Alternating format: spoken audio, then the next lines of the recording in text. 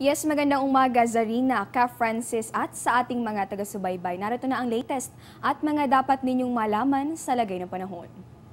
Bagyong Butchoy lalo pang lumakas at halos nasa super typhoon category na. Sa ngayon nadagdagan pa nga ang mga lugar sa ilalim ng Tropical Cyclone Warning Signal number 1. Kabilang po sa mga ito ang Batanes, Calayan at Babuyan Group of Islands. Ibig sabihin po niyan, inaalerto naman itong mga nakatira malapit sa karagatan dahil posible pong umabot sa 4 meters ang taas ng alon.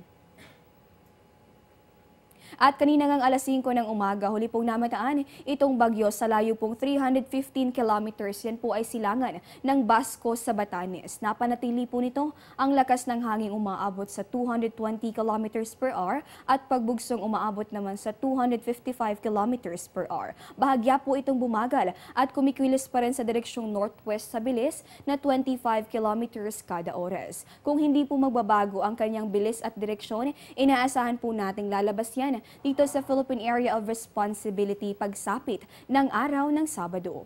Asahan naman natin yung pag-ulan sa mga lugar na sakop ng 600 kilometers diameter ng nasabing bagyo.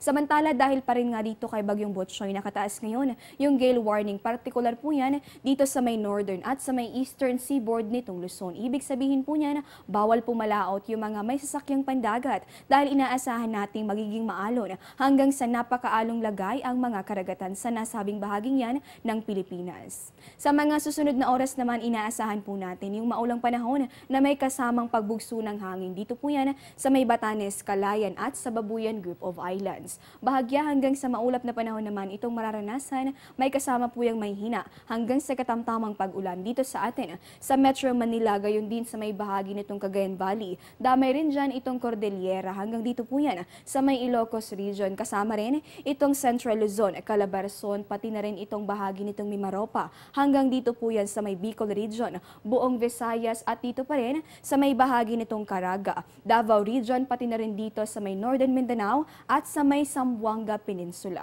Sa nalalabing bahagi naman nitong Pilipinas, inaasahan po natin itong generally fair weather condition. Ang ibig sabihin po niyan, bahagya hanggang sa maulap na kalangitan yung iiral. Pero posible pa rin yung mga pulupulong pag-ulan o pagkidlat at pagkulog, lalong-lalo na sa hapon o kaya naman ay sa gabi. So kung mapapansin nga natin, maulang panahon yung ating inaasahan. Dito po yan sa malaking bahagi nitong ating bansa kahit pa nasa dulong hilagang Luzon lamang yung ating binabantayan. Ayon po kasi sa Pag-asa, pinapalakas ng bagyo yung itong pag-epekto ng hanging habagat na siya naman nagdadala ng mga pag-ulan. Kaya naman abiso po natin sa ating mga kababayan, doble ingat lamang at huwag kalilimutang magdala ng payong sa inyong mga lakad.